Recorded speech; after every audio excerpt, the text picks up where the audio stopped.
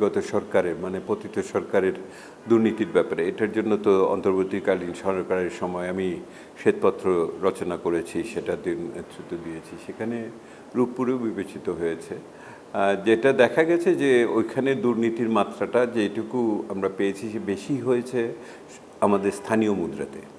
আপনারা যে বালিশকাণ্ড শুনেছেন বা অন্যান্য কিছু ইত্যাদি, অন্যান্যগুলো দিয়ে বিদেশির খরচে সেই অর্থে তুলনীয় ছিল। এটার জন্য আরেকটু গভীর পর্যবেক্ষণ বা গবেষণা বা এনকোয়ারি করা দরকার। সরকার যদি মনে করে যে বড় ধরনের দুর্নীতি হয়েছে, তাহলে সরকার তো অবশ্যই এগুলো দেখতে পারে আর কি।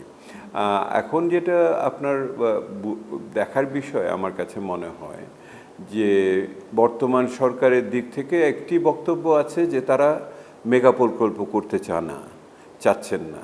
তারা মনে করেছেন মেগা প্রকল্প করলে পরে ওটার ভিতরে দুর্নীতির সুযোগ বাড়ে, বেশি অর্থ বেশি ব্যয় সেইভাবে। কিন্তু আপনি একই রকম দেখেন ওনারা তো আবার আরেকটা ব্রহ্মপুত্র ব্যারেজ বা পদ্মা ব্যারেজ করার কথা বলছেন। এগুলি তো বড় প্রকল্প, এবং তিস্তার বড় প্রকল্প যদি চীনের সাথে করতে হয় তো এটাও বড় প্রকল্প। এবং এই সমস্ত প্রকল্পতে আপনি দেখবেন 4-5-6 বছর লেগে যায় এটা নকশা এবং কারিগরি কাজ করতে।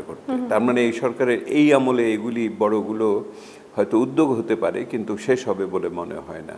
সেহেতু ওই বিষয়ে কিন্তু এই জায়গাটা তো বিষয় না। বিষয়টা হলো বর্তমান সরকার এখন ক্রমান্বয়ে বাজেটের দিকে এগোচ্ছে, এবং সেই বাজেটের ভিতরে যে সমস্ত প্রকল্পের কথা বলেছেন, এটা 1300-র উপরে এরকম প্রকল্প এই মুহূর্তে বার্ষিক উন্নয়ন কর্মসূচিতে আছে। এর ভিতরে অনেক প্রকল্প আছে যারা 10-15 বছর ধরে এখনও চলছে, শেষ হচ্ছে না। আমি বলি জম্বি, ওই যে দেখেছেন না ছবির মধ্যে, মারলেও মরে না, ওই রকম কিছু প্রকল্প আছে, মারলেও মরে না, ওরা শেষও হয় না। তো ওই রকম প্রকল্পগুলোকে বাদ দিয়ে পরিচ্ছন্ন করে বার্ষিক উন্নয়ন কর্মসূচিকে যদি নিয়ে আসে এই সরকার, তাহলে আপনার সরকারি ব্যয়ের কার্যকারিতা আর একটু বাড়তে পারে। দেখুন, দুর্নীতি এক ধরনের সমস্যা, আর দক্ষতার অভাব আরেক ধরনের সমস্যা। সেহেতু দুর্নীতিও বন্ধ করতে হবে, দক্ষতাও বাড়াতে হবে, এবং এই দুটো একসাথে করার ক্ষেত্রে এই সরকার বাজেটকে সামনে রেখে কি করছে এটা গুরুত্বপূর্ণ। কারণ এই মুহূর্তে সরকারের হাতে টাকা পয়সা নাই।